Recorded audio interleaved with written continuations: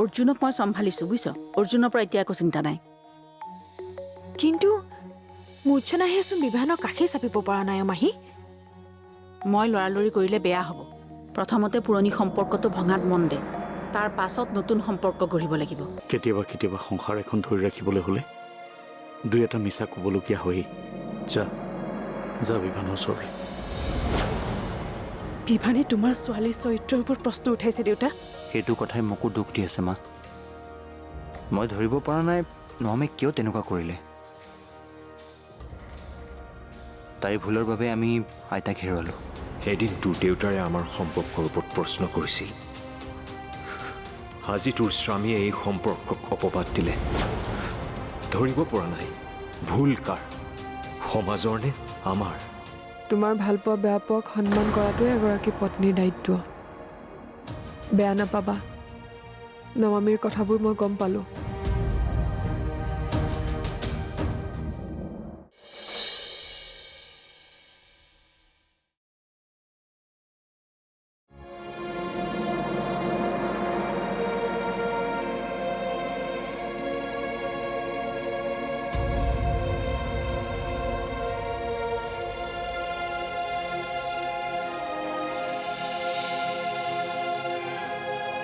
তোমাক বহুত ধন্যবাদ জানকী।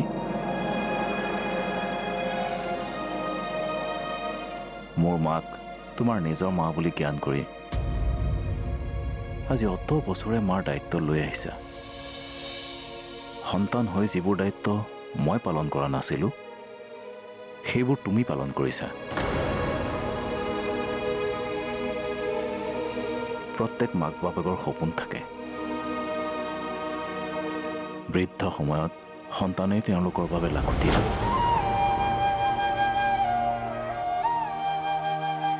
মাৰো আছিল তেনেকুৱা সপোন।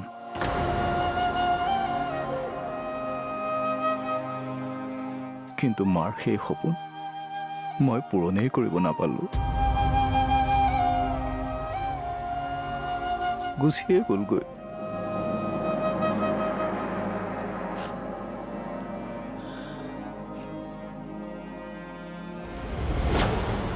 কিয় বাৰে বাৰে এনেকুৱা হয়? নমামীয়ে হাঁহিবলৈ লৈছিলহে মাত্ৰ, আকৌ দুখ। হাঁহিব, নমামী আকৌ হাঁহিব। তুমি বুজা নাই অৰ্জুন, এইবাৰ খং কেৱল বিভানেই কৰা নাই, নমামীও ক্ষোভত আছে। তাই বিভানৰ এনে ব্যৱহাৰ সহ্য কৰিব পৰা নাই। প্ৰতিবাৰে মই তাইৰ জীৱনৰ দুখৰ কাৰণ হৈ পৰোঁ। আপুনি চিন্তা নকৰিব, মই মোৰ ভনীৰ জীৱনলৈ সুখ সানি এৰিম। তুমি কিয় আমাক এৰি গুচি গ'লা আইতা? কেতিয়াও ভবা নাছিল যে তুমি অবিহনেও আমি জীয়াই থাকিব লাগিব।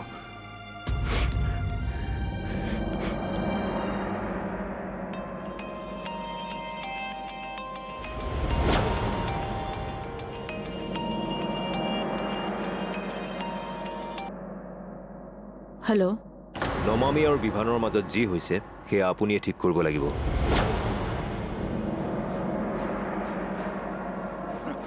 মই? হয় আপুনি।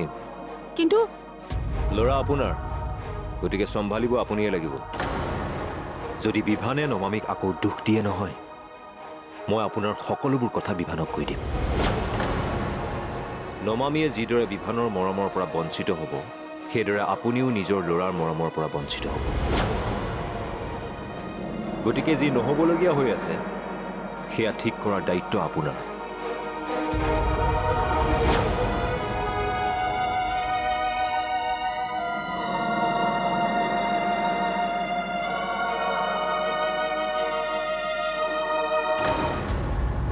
মানিছোঁ মই আইতাৰ ওচৰতে থাকিব লাগিছিল, কিন্তু মই দাদাক লগ কৰিব গ'লোঁ কিয়?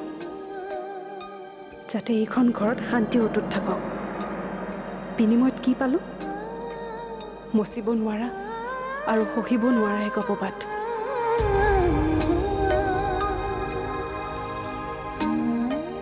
যেতিয়া মানুহ দুখত থাকে তেতিয়া মন জয় কৰিব সহজ বুলি কৈছে মাহীয়ে।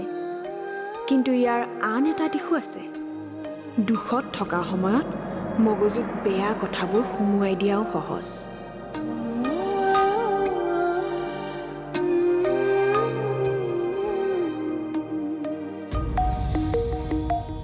তুমি মোক বেয়া নাপাবা নমামি। তেতিয়া বিভানে তোমাক কোৱা কথাখিনি মই শুনিছোঁ। মোৰ ভাই হ'লেও ভুলটো ভুল বুলি ক'বই লাগিব। ইমান সহজে তোমাৰ চৰিত্ৰৰ ওপৰত প্ৰশ্ন উঠাই দিলেহি।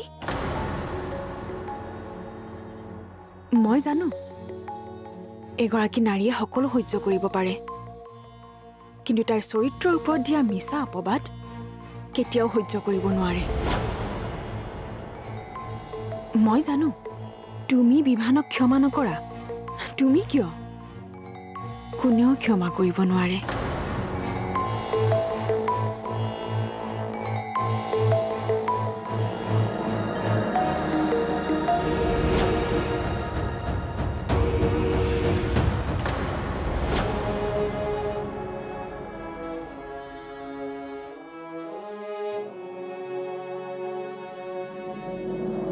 নমি, মই জানো স্বামী স্ত্ৰীৰ মাজত ভুল বুজাবুজি হয়েই। হয়তো ভৱিষ্যতলৈ এনেকুৱা দিন আকৌ আহিব য'ত মই তোমাক ভুল বুজিম। মই মাত্ৰ বিচাৰোঁ তুমি মাত্ৰ এবাৰ মোৰ ওচৰলৈ আহি মোক কোৱা যে তুমি শুদ্ধ। মই চকু মুদি তোমাৰ কথা বিশ্বাস কৰিলোঁ।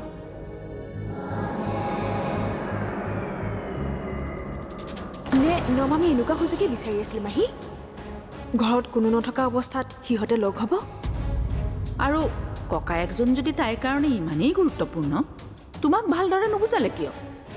তুমিতো অকণমান আগতে মোক ক'লাই তুমি ভাল পোৱা বেয়া পোৱা এইবোৰ মানি চলিবলৈ নমামি বাধ্য নহয়। তেনেহ'লে মনে মনে সম্পৰ্ক চলাই থকাৰ প্ৰয়োজনীয়তা ক'ত?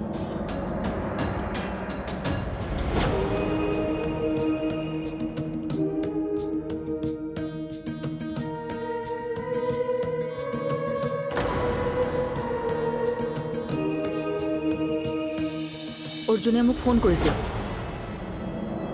কিয়? বিভান আৰু নমামিৰ মাজত যি হৈছে সেয়া সি নহয়, মইহে হেনো ঠিক কৰিব লাগিব। এতিয়া পিছে কি কৰিবা মাহী?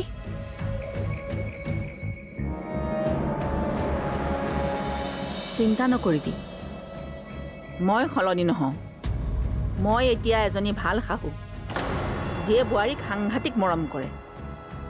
ঘৰখনত মিঠা বিলোৱাৰ দায়িত্ব মোৰ আৰু তিতা বিলোৱাৰ দায়িত্ব তোৰ। আৰু চাবি, মোৰ মিঠাতকৈ তোৰ তিতা যেন 1000 গুণ বেছি হয়। তুমি চিন্তা নকৰিবা মাহী, মই মোৰ দায়িত্ব বহুত ভালদৰেই পালন কৰিম আৰু বিতৰণত অকণমানো কৃপণালি নকৰোঁ।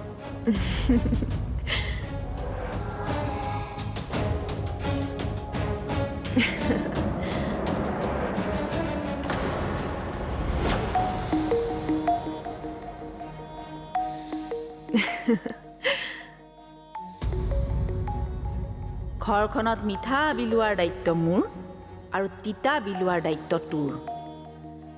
আৰু চাবি, মোৰ মিঠাতকৈ তোৰ তিতা যেন 1000 গুণ বেছি হয়।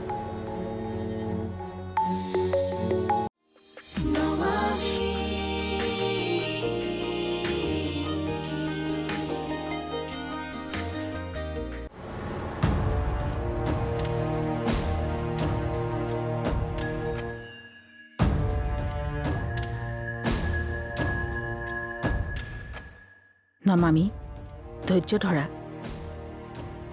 বিবুৱে তোমাক যিবোৰ কথা কৈছে সেয়া ময়ো ভাল পোৱা নাই। সি তোমাক তেনেকৈ ক'ব নালাগিছিল। মই তাক বুজাম। সি তোমাক ক্ষমা খুজিব লাগিব। আইতাক ঢুকোৱাৰ পাছত সি মানসিকভাৱে অলপ ভাগি পৰিছে। সেইবাবে সি উচিত অনুচিত সকলোবোৰ পাহৰি গৈছে। তুমি মাত্ৰ দুখ কৰি নাথাকিবা। মই আছোঁ নহয়, সকলো ঠিক হৈ যাব।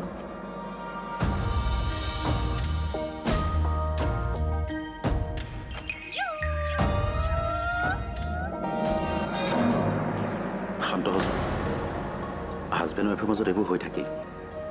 নেক্সট টাইম যদি তহঁতৰ মাজত কিবা লাগে ভাবি ল'বি নমামি শুদ্ধ। সেই মুহূৰ্তত তোৰ এনেকুৱাও লাগিব পাৰে যে তইহে শুদ্ধ, নমামি ভুল। কিন্তু তই নিজক বিশ্বাস নকৰিবি, বিশ্বাস নমামিক কৰিবি।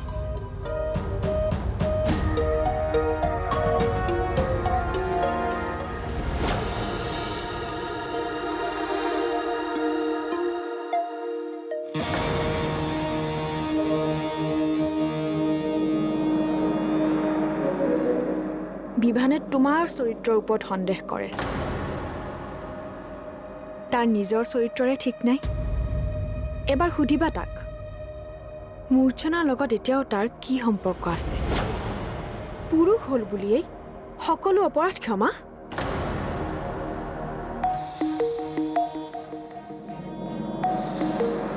বিয়া হোৱাৰ পাছতো বিভানৰ পুৰণি প্ৰেমিকাৰ লগত লিলিমাই শেষেই হোৱা নাই। ল'ৰাবোৰৰ সেইটোৱেইটো লাভ। এফালে তোমাৰ দৰে সহজ সৰল ছোৱালী এজনী বিয়া কৰাই ল'ব, আনফালে মুক্ত পক্ষী হৈ উৰি ফুৰিব।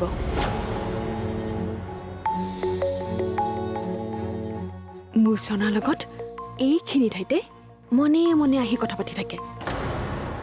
মাজে মাজে ফোনবিলাকো চেক কৰি থাকিব লাগে।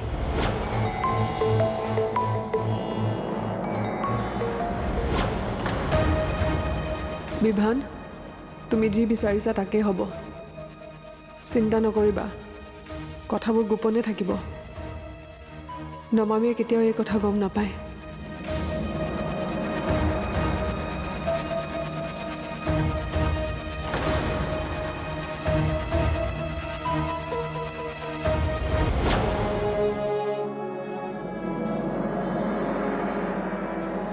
নমামি,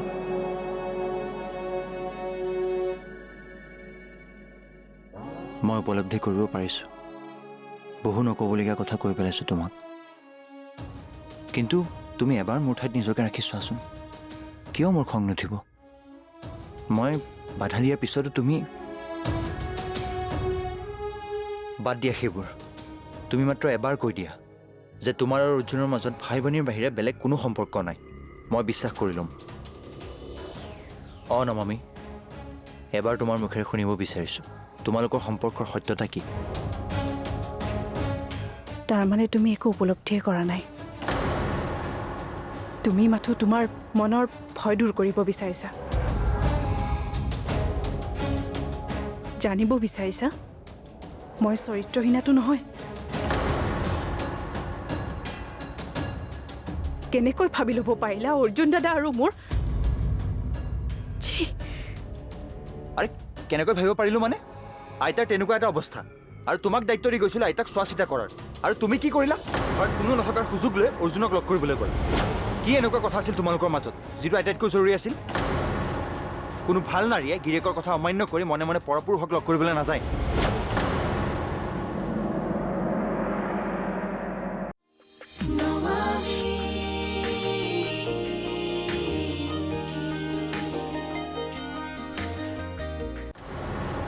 কোনো ভাল নাৰীয়ে গিৰিয়েকৰ কথা অমান্য কৰি মনে মনে পৰপুৰুষক লগ কৰিবলৈ নাযায়।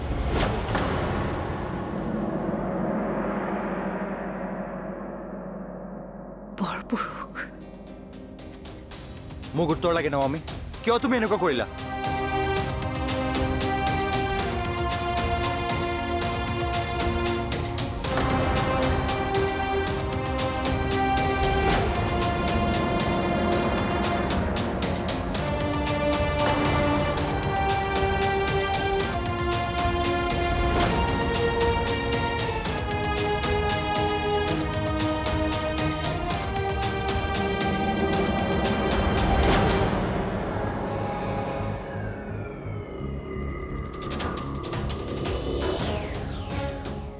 মই বিভানৰ আগত মিছা মাতিছোঁ, একমাত্ৰ সিহঁতৰ সম্পৰ্কটো তিষ্ঠি থকাৰ স্বাৰ্থত।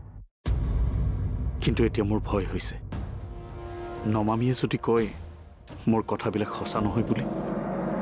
আপুনি কিবা টেনশ্যন লৈ ভাল পায় নেকি? হা, মই কৈছোঁৱেই দেখোন, মই থকালৈকে নমামীৰ জীৱনত কেতিয়াও দুখ আহিব নিদিওঁ। তুমি এনেদৰে কৈছা যেন সকলোবিলাক ঠিকেই হৈ গ'ল। ভাবিব পাৰে তেনেকৈ।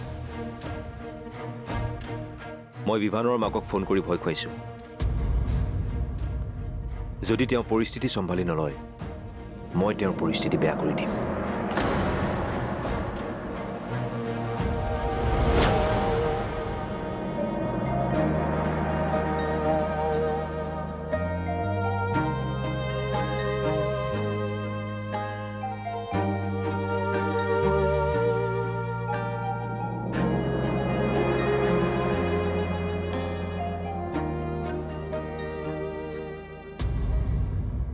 আপোনালোক দুয়োজনকে একেলগে লগ পালোঁ ভালেই হ'ল।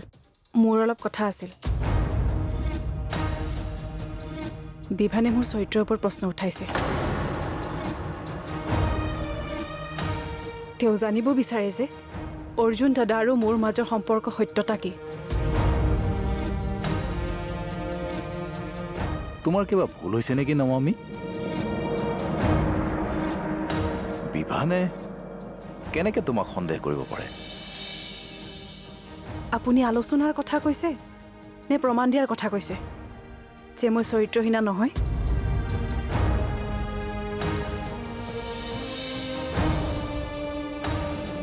যিজন মানুহক মই নিজৰ দাদা জ্ঞান কৰোঁ, মানিছোঁ তেজৰ সম্পৰ্ক নাই। তাৰ মানে কি তেজৰ সম্পৰ্ক নথকাকৈ ককায়েক ভনীয়েকৰ সম্পৰ্ক হ'ব নোৱাৰে? নমামি, মই গম পাইছোঁ, তুমি বুজাব নালাগে, চব ঠিক হৈ যাব। মই ঘৰলৈ যাম।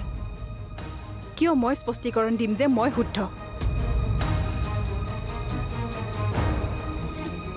বিভানৰ মনত অলপ হ'লেও সন্দেহ আছে যে তেওঁৰ পত্নীয়ে সমাজৰ আগত কাৰোবাক ককায়েক সজাই পৰকীয়া প্ৰেম চলাই আছে।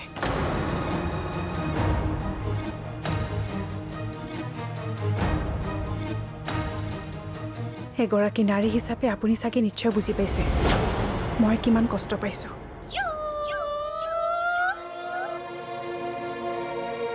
এজন ৰজাৰ পত্নী হোৱাৰ পিছতো দেৱীহিতাই অগ্নি পৰীক্ষা দিবলগীয়া হৈছিল।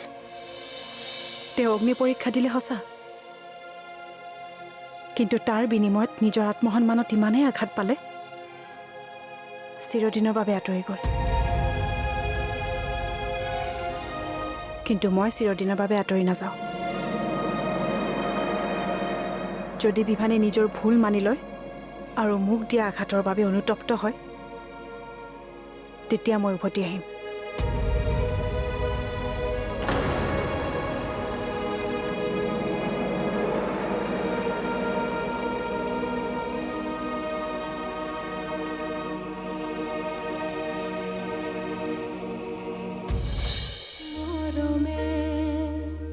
আজীবন বিচাৰে আল ফুলে সাবতি জীৱন সজাবলে